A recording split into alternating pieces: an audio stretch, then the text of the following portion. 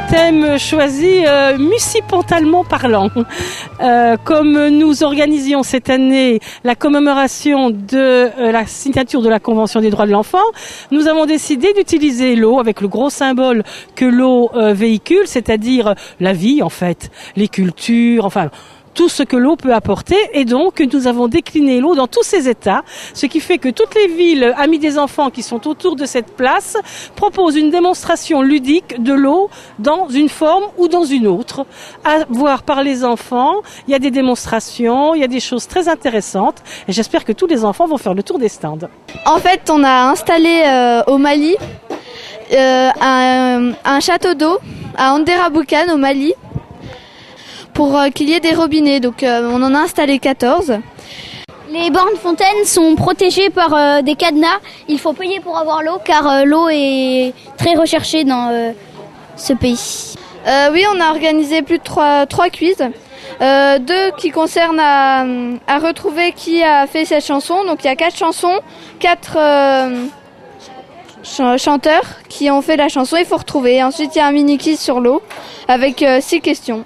À l'avance, j'aurais donné une casserole en papier, bon, à l'aide de la technique de l'origami. Ensuite, ils l'ont rempli de l'eau et ils l'ont mis au-dessus d'une bougie chauffe-plat. Ils ont pu constater que la casserole en papier ne brûlait pas, mais que l'eau à l'intérieur chauffait quand même. Voilà. Donc c'est pour expliquer que l'eau empêchait le papier de s'enflammer. Parce que l'eau emmagasinait la chaleur de la flamme. C'est un ballon de baudruche qui vont chauffer à la flamme, mais au préalable rempli d'eau. Et il ne va pas éclater ce ballon, parce que l'eau va absorber la chaleur. L'eau, on sait qu'elle bout à 100 degrés. Hein. Donc là, l'eau n'atteint, à la flamme de la bougie, n'atteint pas encore les 100 degrés, ni le ballon qui est au contact. Donc à 100 degrés, le ballon n'éclate pas. Comme le papier aussi. Hein, les températures d'inflammation sont toujours supérieures à 100 degrés. L'UNICEF a choisi de faire tourner la célébration de la fête des droits de l'enfant. Et cette année, donc, ça se passe à Pont-à-Mousson avec toutes les communes qui sont villes amies des enfants. Et donc, cette année, nous accueillons Laxou, nous accueillons Champignol, nous accueillons Villers-les-Nancy, nous accueillons Séchamps, Essay-les-Nancy. Donc, c'est autour du thème de l'eau cette année. Et ça tombe très bien parce que parler de l'eau à Pont-à-Mousson, c'est quand même quelque chose qui a du sens. Et donc, il faut remercier aussi Saint-Gobain qui nous a prêté 2 tuyaux, et puis mettre en valeur l'eau qui est un bien qui n'est pas rare pour nous ici, mais qui est un bien qui est très rare au niveau de la planète, et il faut se souvenir de temps en temps qu'il y a des gens qui souffrent du manque d'eau. Il y en a encore beaucoup aujourd'hui, et comme nous terminons la semaine de la solidarité, eh bien on peut avoir une pensée pour eux, et puis sensibiliser notamment les jeunes enfants au drame qui est celui d'autres enfants à l'autre bout de la planète et qui n'ont pas d'eau.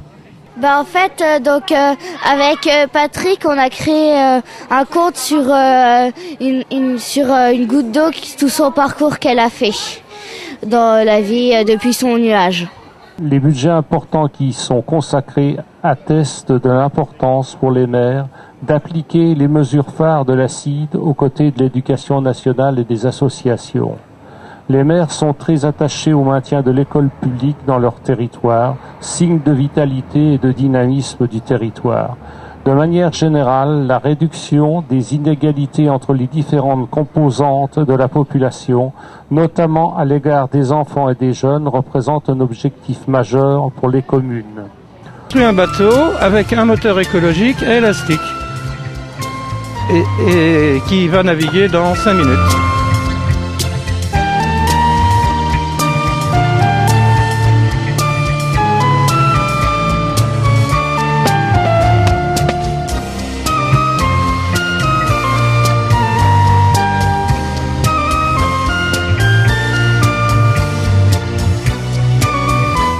En fait, c'est la carte de la mer Méditerranée, parce que j'ai effectué un voyage de 10 mois en vélo, et là je refais un jeu avec les élèves des villes UNICEF, voilà, sur la découverte de la mer Méditerranée. Et le but après, de retrouver des photos qui correspondent à chaque pays.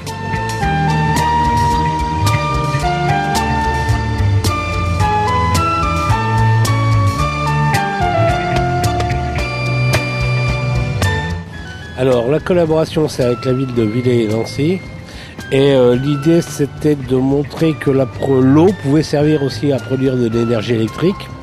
Donc sur le centre on a un système de production d'énergie électrique et on a mis en complément un certain nombre de systèmes de présentation de ce que peut être l'utilisation de l'électricité. Et à la fin, là, on montait aussi la présentation du risque électrique.